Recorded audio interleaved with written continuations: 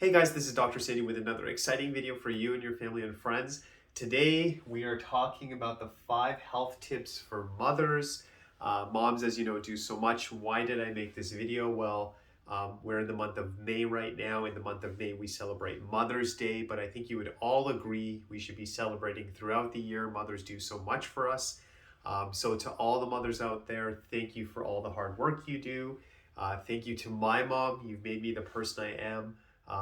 You've just given so much, always been there for guidance, support, encouragement. So thank you, thank you, thank you, Mama. And I want to say thank you, a big shout out to my wife, who's done so much for our kids, is still doing so much for our kids. She's amazing. And, when I look at the role of a mom, I mean, times have obviously changed. I think husbands are definitely doing much more than before. But if you still look at it at the end of the day, and I'm generalizing, there may be exceptions to the rule, but I mean, moms do so much. Like, they're doing stuff before they go to work. While they go to work, they're obviously working. Then they come home, they're just still doing stuff. And I know everyone's contributing, but just props to the moms out there. Like, you guys do so much, always thinking of the kids, always just giving, just in your nature. Always just making sure everything's running the way it should. So just this whole video is dedicated to moms. So now, because they do so much, literally from the moment they rise to the time they go to bed, they need to take care of themselves. They need to re-energize. And when I make these videos, I'm always giving you tips. I'm always giving you suggestions that as human beings, I really like to think we're like batteries, and we need things to recharge ourselves. We need things to energize ourselves. Now, if we don't do these things, it's just a matter of time before we start to see our health starting to get affected, energy getting affected. We can't perform at the same level. And it's so easy with something like a car. We get it. It needs gas, it needs oil change, it needs maintenance. That totally makes sense. But for some reason, with ourselves, I don't know what it is. I think is in general, but especially with moms, it's like they think about everything except themselves. So the goal of this video is to say, hey, mothers are important. If you're a mom and you're watching this, you are important. You need to take care of yourself. And the better you take care of yourself, the better you can take care of others. It just goes hand in hand. So as a mother, I would really ask you, wherever you are on that health spectrum, take care of yourself, make yourself a priority. And the more you actually focus on yourself, the more you can actually give to your family. So let's go into those health tips. So number one, spine and nerve system. Man, if you want to be healthy, you got to take care of the spine. The spine needs to be in alignment. And the whole goal of this is to make sure the brain, which runs the body, can send messages to the entire system through the spine. If your spine is healthy, your body's healthy. If the spine is healthy, the mind, the way you think, the way you sleep, literally your energy levels, your digestion, everything works better. Your organs are going to be better. The systems are going to be better. Your muscles are going to be better. You will have that energy to go throughout the day, to take care of the family, to do your work, whatever that looks like. But for you to be at your best, you have to take care of the spine on a regular basis. Take care of it so you can function at the absolute highest levels. There we go. So that's number one. Number two, nutrition. Now, man, there's tons of books on that stuff and everything. And I think those books are valuable. I think they're awesome and get detailed. So I think a lot of times we get so into like, am I doing this right, and stuff? And my suggestion is get started and correct along the way. So as you course correct, right? I mean, you've heard the different things like with the airplane, like most of the flight, let's say from Toronto to Dallas, most of that flight, it's off course, but the computers, the pilot, they're always adjusting to get it back on route to make sure we arrive at the destination. But for a majority of that flight, it's off course, but they're correcting. Course correct.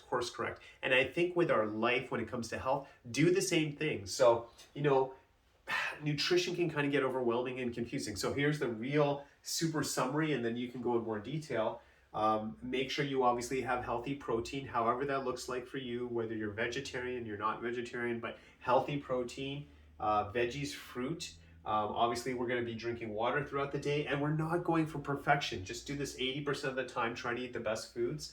And then I think another thing that's going to help, because everyone is on a time crunch, everyone is so busy, as much as you can, prep ahead of time. Maybe have some chopped veggies, have some fruits ready to go, easy things that like oranges, you can peel them, apples, wash them, you're ready to go. So have those things on hand. Just healthy options ready to go, prepare ahead of time. try to do the best you can, and don't go for perfection. Don't, say every meal has to be perfect. Have a little bit of, have a treat on the weekend, but 80% of the time, try to eat the best you can. And also, like, I'm a big advocate of healthy meals throughout the day. Please, unless you're on some kind of special diet or something, I don't encourage skipping meals. You should have healthy nutrition throughout the day to fuel the body, unless there's special circumstances. So please keep that in mind. Mindful. You need time to recharge. You need time to get your energy levels up. So what's the most powerful thing we can do? Prayer, meditation. I've heard that prayer is like when we're talking to God. Meditation is when we're listening to God. I think that's a great analogy, but whatever works for you. Maybe you do journaling, maybe you do deep breathing, but something that gets your energy level up. Maybe it's inspirational book, maybe inspirational podcast, something on YouTube. So please look into that as well.